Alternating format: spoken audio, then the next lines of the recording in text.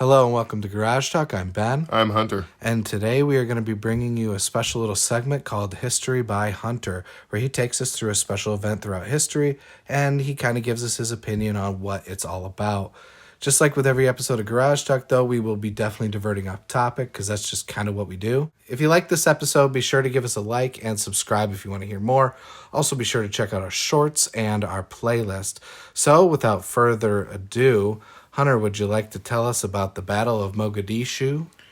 Yes, sir. A little party we had out there in East Africa. Did I say it correctly? Is it Mogadishu? Yeah, as far as I know, Mogadishu is capital of Somalia, out there in East Africa. This is my boat now, those people. So, yeah, but like literally the same country where you get like Somali pirates and stuff like that. But this story doesn't really have anything to do with Somali pirates. Darn. Well, I guess let's just jump into it. Back in 1991, thereabouts, I think I was about 6 years old. There was a little party we had out in Somalia that came to be known as the Battle of Mogadishu, which is the capital of Somalia. In 1991, there was the removal of a Cold War-era dictator named Siad Barre, which is, I'm assuming that's how you say his name. Sounds like something you put in your hair, but yeah. Yeah, kind of. It's a Muslim country, so you're going to get a lot of names like this. Great. Looking forward to it. So, yeah, he was forced to flee because he was kind of being a dickhead to the less favored clans. There's it's like kind of a clan hierarchy out there. Yeah, was he forcing circumcisions and shit like that? Well, they're Muslims, so I don't think so. Oh, fair enough. Yeah, that's some other group. But now there's nobody up top to kind of either run things or, kill people and take all their stuff, whichever works. And this kicks off a civil war between a few different military groups or guerrilla groups. So those were the Somali Salvation Democratic Front, the United Somali Congress, and Somali National Alliance, which is headed by a gentleman that we'll become to be a little familiar with, named Mohammed Farah Aidid. Okay. I'm not familiar with him, but we'll see. All this fighting sort of makes it to where there's really no effective government. So it's chaos. It's every man for himself. So essentially anarchy? Yeah. In Somalia? Yep. And whatever sort of authority is going to be provided by these different, militant groups, or none at all, or they're going to be, killing you and your family and who knows what else they're doing. Well, not me. I'm not Somalian, but this is my boat now. So all this is going on, and NATO, they're just kind of like, oh shit, we should probably try to do something about this. So they start sending humanitarian aid, food, medicine, building supplies, anything these people might need to get through, a civil war. Okay, fair enough. I mean, I would expect NATO to actually do something. Right. However, these fun little groups start attacking the aid missions. So they're attacking basically UN soldiers, which are from all over the place. They're all of the U.S.'s allies, including the U.S. UN soldiers are usually just U.S. soldiers, but yeah, okay. Yeah, well, in this one there was a lot of like Malaysia, Pakistani. Really? Yeah, okay. Yeah. Talk about that a little bit later. They actually kind of came through and saved our asses a little bit. But they're starting to attack these things, and they're stealing all of the goods that they're supposed to be going to the people. So they're taking all the food and the medicine and all that, and it causes a famine. Yeah, everybody at this point is very sad and hungry. The United States, in their, I can't remember the term, in their, endless wisdom. Infinite wisdom? There you go. The U.S. in their infinite wisdom pull off an operation to try and topple these groups called Bloody Monday. Which was what the Somalis called it. Sounds pretty promising. I mean, if the U.S. military is involved, it's going to be pretty bloody. I like how it's called an operation and not like them attempting a coup, which is really what's happening. Let's call it, because we don't get in wars. We just do operations. Yeah. It's actually a thing. That kind of turned into wars. Yeah, but they're not wars. They're operations. Well, just like Russia We were operating in Iraq for a long time. for about 20 years. Yeah, well, and you know, Russia being in Ukraine, we're like, what, in like the second or third year of that war now, and it was supposed to be a 3-day military operation. Yeah, well, who knows what the fuck happened there? That was probably, it feels like the Russians should be pretty embarrassed about their lack of military might, considering they flouted it. And it seems pretty incompetent that it can't take little Ukraine. Yeah. I honestly kind of think if they're not doing what I feel like we did over in the Middle East, is like, we hadn't been in a war for a little while. We kind of needed to like freshen up our troops and get some experience into the ranks and figure out how war needs to evolve and shit like that. Because our military changed a lot because of that war and just how we fight wars. Because fighting an insurgency is almost impossible, which is what this pretty much is, the Battle of Mogadishu. It's like we're going into an enormous insurgency. Okay, so we got Bloody Monday, which is, again, a very promising name for a U.S. operation, quote-unquote. So, this raid is very American. We basically send in a bunch of helicopters to this guy's villa where... and they're having like a meeting that was hosting like really high profile clan leaders and elders from the Haber-Gadir. I don't know if I'm saying that right either, which is Aidid's clan. And they just basically opened up on this place with rockets and 30 millimeter cannons, a lot of which, I mean, they demolished the villa. And, yeah, I would assume so. but a lot of that stuff went pretty wide, and it was killing like civilians and stuff like that. So sounds like an American operation. Yeah, and they were even taking out kids that were playing nearby in a courtyard. And Bloody Monday seems fitting then. Yeah. So that really didn't endear us to the Somalian people very much, and because of that, particularly Aidid's military force or whatever, the Somali National Alliance, which we'll just call the SNA from now on, starts attacking NATO peacekeepers as they were, but now they're like particularly targeted because of like the whole Bloody Monday thing and all of that, which was kind of a big deal because you start attacking American troops directly, you're gonna provoke a response, and I'm pretty sure that's what he wanted. Yeah, probably. Not a smart idea, usually, as that's been proven through history. Because of these attacks, President Clinton, at the time... Old Slick Willie. Man, there's so much to be said about that guy. Slick Willie getting a blowy, being silly. I mean, like, come on. How much of a freak was this lady? It was all over her dress and shit, dude. He's a sick fuck and his wife's a cuck. She was slapping that shit on her tongue, boy. Dude, I mean, taking advantage of a 19-year-old girl's pretty fucked up, though. Yeah. I mean, that's pretty fucked. Like, you're the most powerful man in the nation, and she's like... What was she, an intern? Yeah, she's very, very How do you become an too. Intern at the White House? I don't know. I think she was working for someone who worked for him. So, like, she was interning for somebody else. I wonder if they have political aspirations. I don't know. I'm sure there's a book about, jizz on my face or something. I don't know what she called it. Not to make fun of her, because she was a victim of coercion, and it's just skeevy. Mm-hmm. It's skeevy to do as like the most powerful man in the country. I mean, and if you can fucking get your foot in the door with some blowies, I mean... If it's me and the most powerful man in the country asks me to blow his dick, I'm just going to say no and take the consequences as they come and not the cum that's coming out of his dick, because that's the preferred option, is the consequences and not penis juice. Penis juice. Yeah, I don't know. I guess... Anyway. Dignity outweighs money and power. Speak for yourself. No, I'm just kidding. Oh, anyway, yeah. So Good thing you weren't the intern. You would have fucked him. That'd been crazy, dude. You're just slapping the table. You hit the big red button. Oh no, we fucking nuked China. Although, did you see the Biden's button just brought him ice creams? Yeah.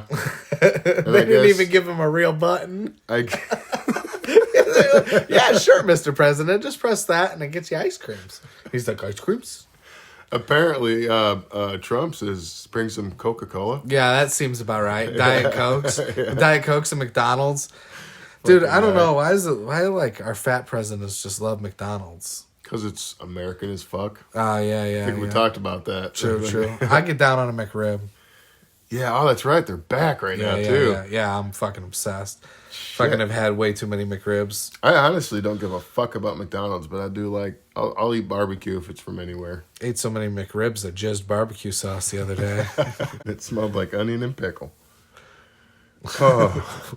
What? No, I know what you're talking. So because of these attacks, Pres Clinton fucking orders our...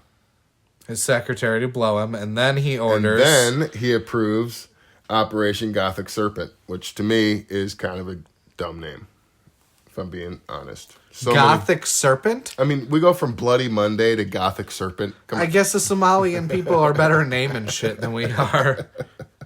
Gothic Serpent? That sounds like a gay club like that you would go to in like the 70s. Yeah, dude. It's like, really? Does it not? It sounds like a gay, like, goth club. And the whole point of Operation Gothic Serpent was to capture or kill Mohammed Farah Aidid. And the guy who was killing the U.S. guys? Yeah. The SNA? Yeah, the leader of the SNA. SNA? Yeah, the Somali National Alliance, who at this point controlled all of Mogadishu, which is the capital of Somalia. So just a really fast recap. 1991, the Somali National Alliance starts attacking NATO humanitarian missions, and because of a particularly nasty attack dubbed Bloody Monday by the Somalians, American troops are being specifically targeted. So President Clinton authorizes Operation Gothic Serpent to try and capture Mohammed Farah Aidid, the leader of the SNA. On October 3rd, 1993, a couple years later, an informant notifies the meeting of a couple of high-ranking lieutenants for Aidid at the Olympic Hotel in Mogadishu. The mission was to capture the lieutenants, and the guys that they were sending in consisted of about 160 men from the 75th Ranger Regiment. No women? That's sexist. So the U.S. forces consisted of about 160 men from the 75th Ranger Regiment and the quote-unquote non-existent Delta Force, which are pretty much, they're special operations guys. They're not SEALs, but they're just as, thoroughly trained. And so you have some of the best we have to offer. You got Rangers, you got Delta Force, and these guys were supported by 8 Little Bird helicopters, 3 Kiowa, which are... Any big birds? He said the little birds. I didn't know if we got any big birds. Well, I guess the big birds would be the 8 M60 Black Hawk helicopters. Oh, Black Hawk helicopters. Yep, Black Hawk.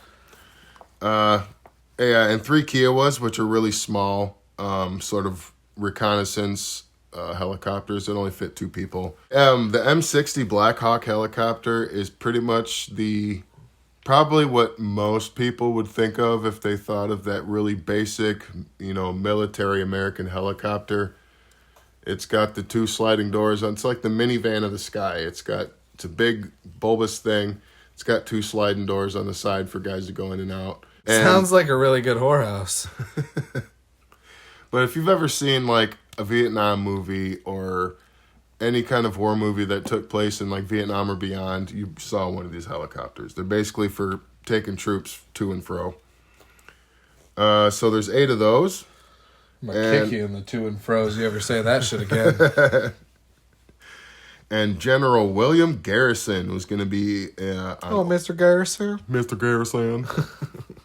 Mr. Garrison's in this war. Oh, Jesus Christ.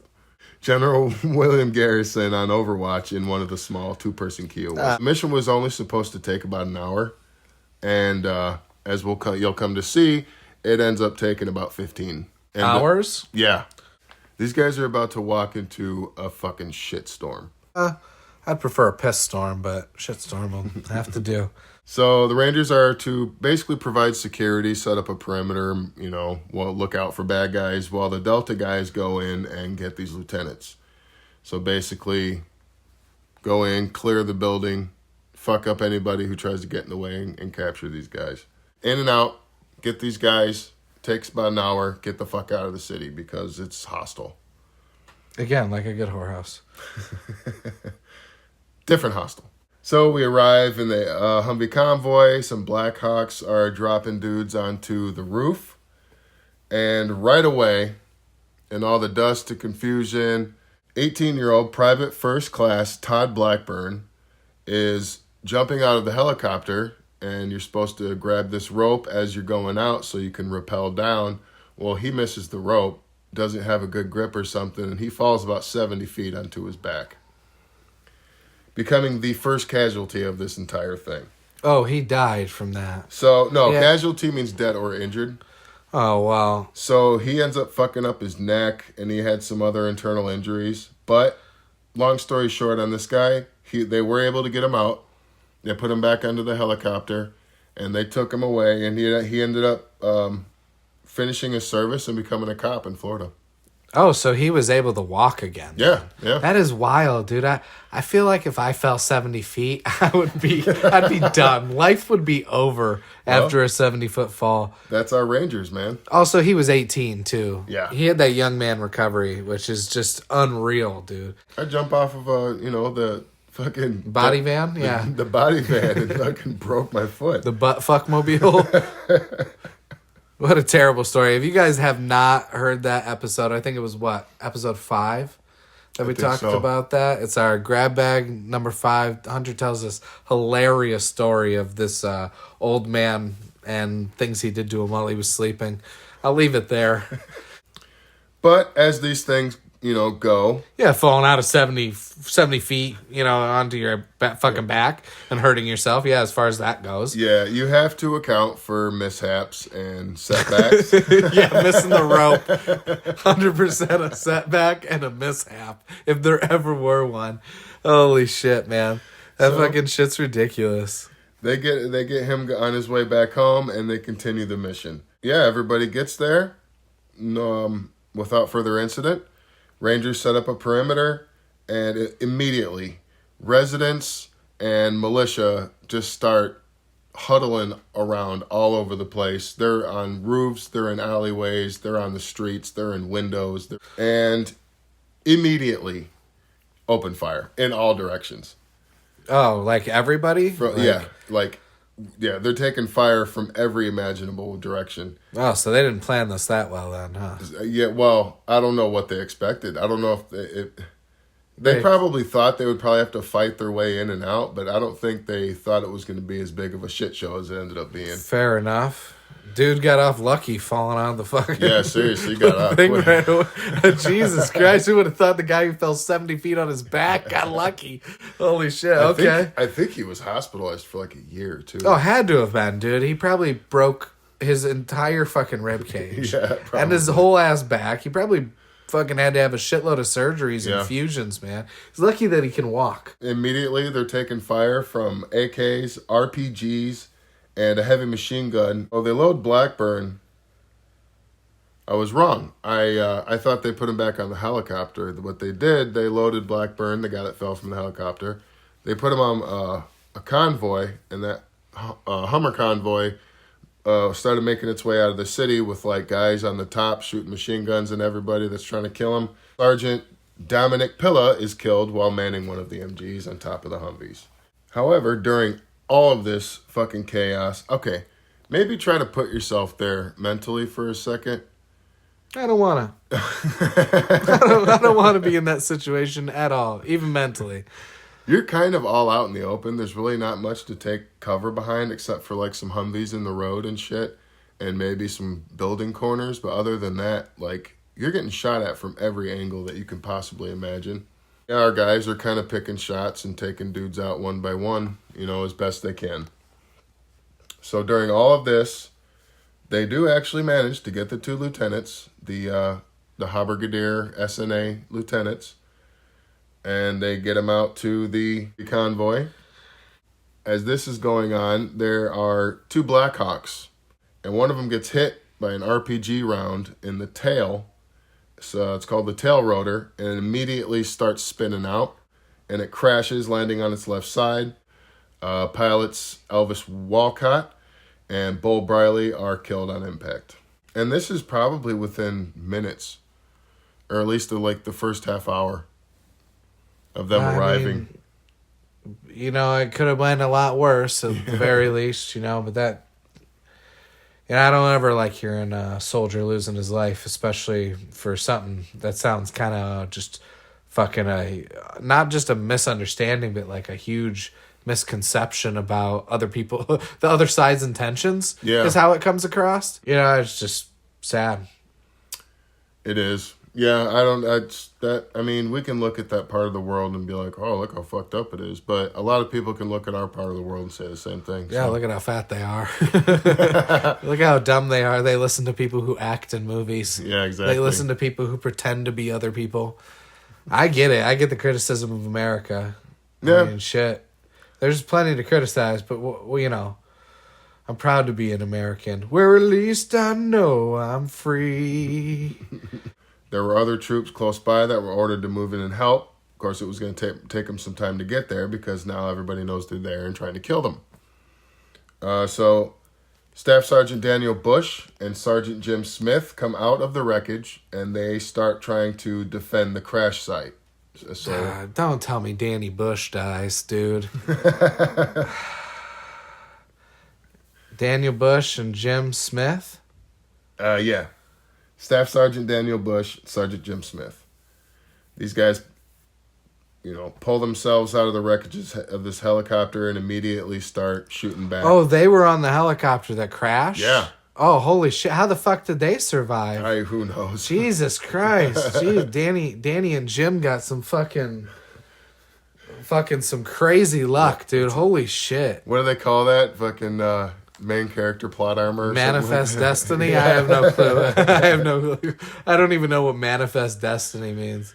So this Black Hawk now is going to be referred to as Crash Site 1 from now on. A little bit of foreshadowing. There's going to be more than one.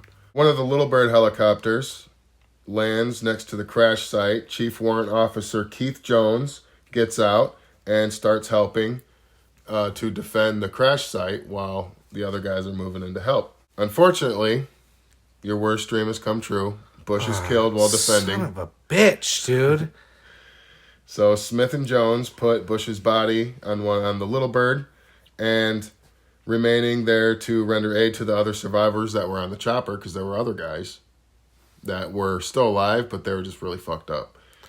Man, that's messed up, man. I was not looking forward to that. I had a feeling when you said his name, I'm like, oh, this fucking guy is going to go down. So just in this little bit, we've lost Elvis Walcott, Bull Briley, did you say? And then Daniel Bush.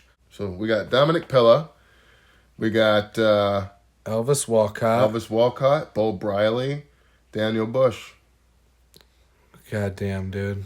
The story's getting more and more depressing. I'm not gonna lie, dude. I don't want to see I don't want to hear any more soldiers getting killed. It's brutal, dude. I mean, war is a wild thing, and like I said, this just seems like a fucking clusterfuck of a situation. It really is. It was really bad.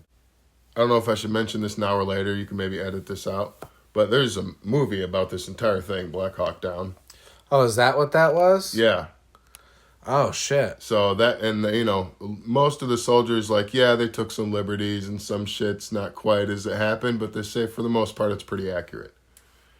That's wild to think about. Josh Hartnett, acting his ass off. He was one of the pilots that I know. I kind of like his movies. He's in a lot of good shit, There's a lot of names, a lot of faces in there you'll recognize. Yeah, that movie was actually a really good movie. So that's basically what this the Battle of Mogadishu is the Black Hawk Down. Yep, and the Black Hawk operation. is the helicopter that went down. That's what this mainly focuses on, is this first crash that I was talking about just now. To make matters worse, the Humvees that were headed toward the crash site get turned around. So, they lost where they were going? Yeah, they get lost because of communication errors, and the city is just one big slapped together, random ass, narrow fucking streets, and assholes are putting up roadblocks and shit now. And there's so much confusion, they take a wrong turn. They accidentally turn away from the crash site. So now they're heading away, and they're supposed to be going to help. Oh, so they got all fucking mixed up, Yep. and now they're nowhere near where they need to be. And now the handful of guys... Fantastic. So now the handful of guys that are trying to protect this helicopter and the bodies and survivors of, this Black Hawk are on their own for a little longer than they needed to be. So they're lost. And we will be continuing this in our next episode of Garage Talk. Be sure to join us next time.